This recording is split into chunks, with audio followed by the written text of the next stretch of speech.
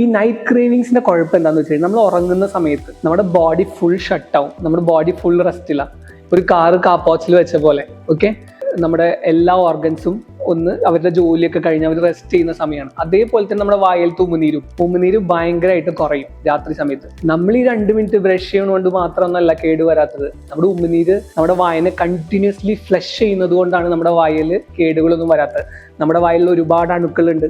ഈ അണുക്കളൊക്കെ ഉമിനീര് കഴുകി കളയുന്നുണ്ട്, കൊല്ലുന്നുണ്ട്. മനസ്സിലായോ? അപ്പോൾ അങ്ങനത്തെ പരിപാടികളൊന്നും രാത്രി ഉറങ്ങുന്ന സമയത്ത് നടക്കില്ല. കാരണം രാത്രി ഉറങ്ങുന്ന സമയത്ത് ഉമിനീരിന്റെ ഉൽപാദനം ഭയങ്കരമായിട്ട് കുറയും. അപ്പൊ നൈറ്റ് ക്രേവിങ്സിൽ ചോക്ലേറ്റ്സ് യൂസ് ചെയ്ത് കഴിഞ്ഞ് കഴിഞ്ഞാൽ പെട്ടെന്ന് കേടുവരാനുള്ള ചാൻസസ് ഡെഫിനറ്റ്ലി കൂടും. ബട്ട് അത്രയും കഴിക്കണമെന്നുണ്ടെങ്കിൽ നിങ്ങൾക്ക് ഡാർക്ക് ചോക്ലേറ്റ്സ് കഴിക്കാം.